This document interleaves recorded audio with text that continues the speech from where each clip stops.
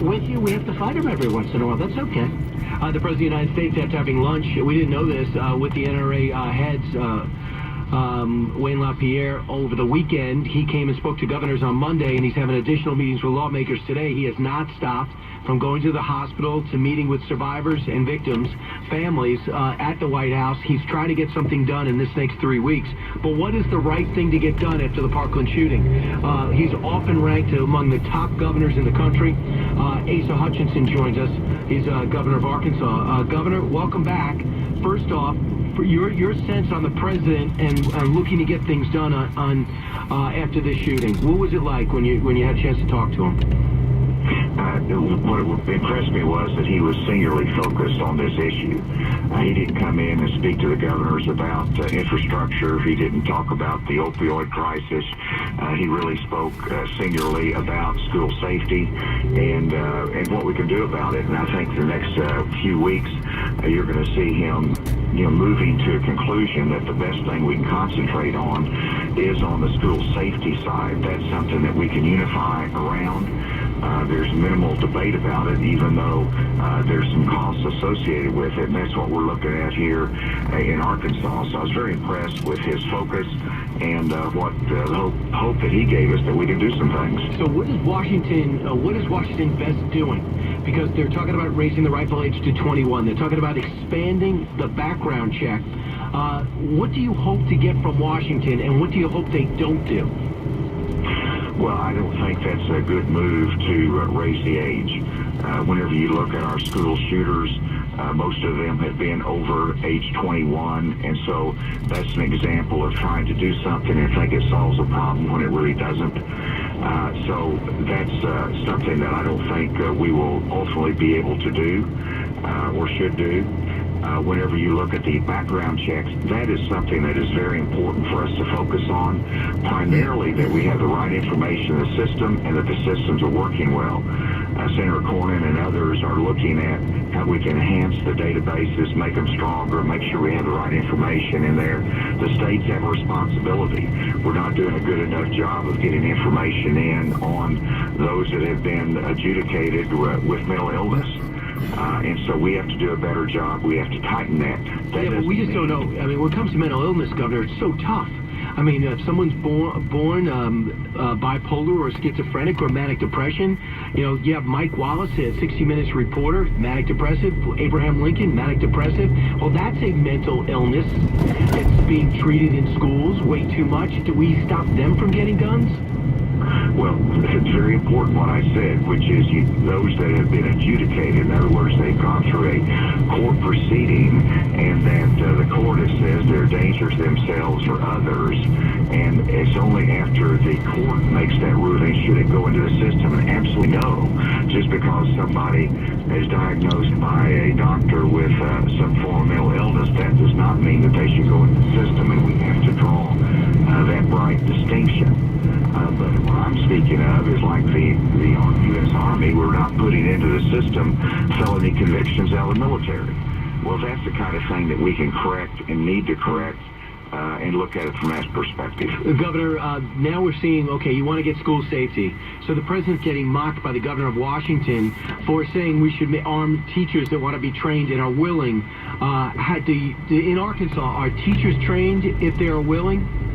And can they have it? Guns? We have that law which allows the schools, if they decide to arm, whether it's a teacher or whether it is a staff person, they have to be a volunteer and they have to have specific enhanced active shooter training that's very rigorous, and under those circumstances they can carry a firearm in the school.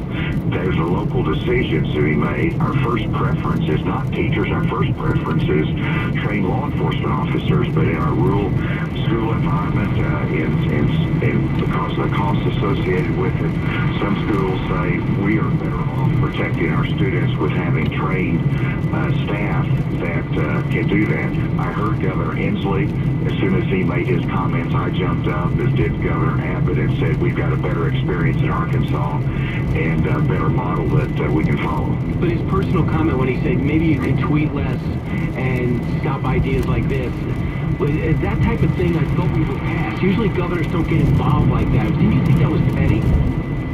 Well, I thought it was posturing. Yes, I thought it was petty. He was playing to the cameras that were rolling at the time. And here the president comes in, very sincere, looking for solutions, being bold in his ideas, some of them which I even disagree with. But he clearly is an action-oriented president. And here at Governor Hensley, that's taking a shot at him. But there was plenty of protection with the other governors there that understood where the president was coming from. Dick's Sporting Goods announced no longer going to sell AR-15s. What's your reaction to that? That's a commercial decision that they can make, and so that's appropriate for them to make that decision. Walmart has tightened up, so they do not sell handguns. These are commercial decisions that they can make in the marketplace.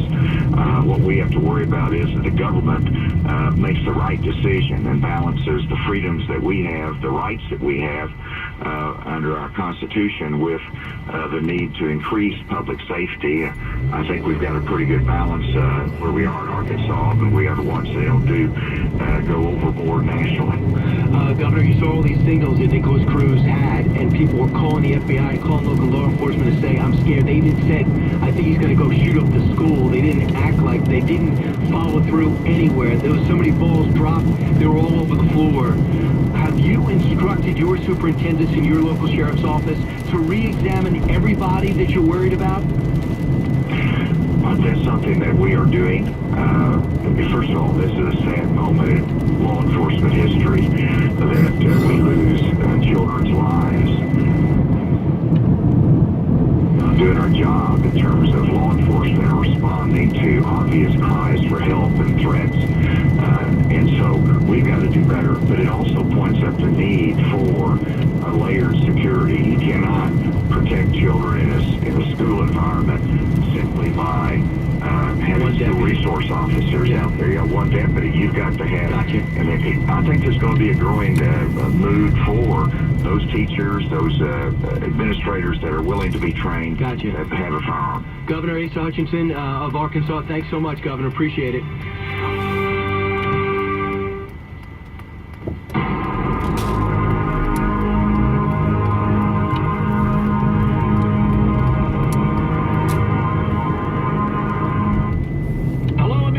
I'm Todd Starnes with news and commentary next. Friends, are you taking Viagra for ED? Well, you could be paying too much. Now you can take sildenafil, the active ingredient in Viagra, for just $2 per tablet. $2 for a 20 milligram tablet, saving $40 per dose. Marley Drug is a North Carolina pharmacy delivering sildenafil to your doorstep. Go to MarleyGenerics.com. That's M-A-R-L-E-Y, MarleyGenerics.com. Or call 1-800-452-1760. That's 1-800-452-1760. Elvis is running for office. That's Elvis D. Presley, not to be confused with Elvis A. Presley, but it's understandable that voters in eastern Arkansas are confused. That's because Elvis D. Presley is an Elvis A. Presley impersonator, right down to his blue suede shoes. He's officially the Libertarian nominee for the state's first congressional district. By day, Mr. Presley is an auto-ring finisher in Star City, Arkansas, but by night he shakes, rattles, and rolls. Should he win, he would become the first and only Elvis impersonator on Capitol Hill. Mr. Presley hopes to get folks all shook up, banking on the fact that voters can't help but fall in love with his style. Mr. Presley's campaign is expected to appeal to folks who are looking for a little less conversation, a little more action. Otherwise, come November, Elvis could be facing a blue Christmas. Okay, gonna stop now. Thank you. Thank you very much. I'm Todd Starr. From the 24/7 KXL Newsroom, I'm Dave King. We became aware of threats of a person shooting up Oregon State University. State police say that person is Christopher Strahan.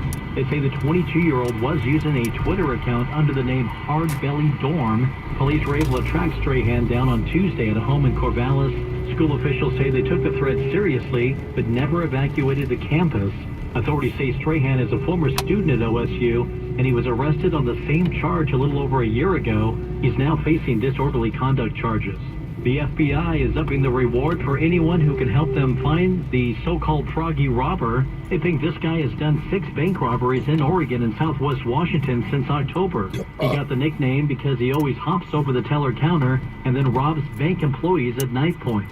The reward is now up to $30,000. 970 weather. Steady rain today with highs in the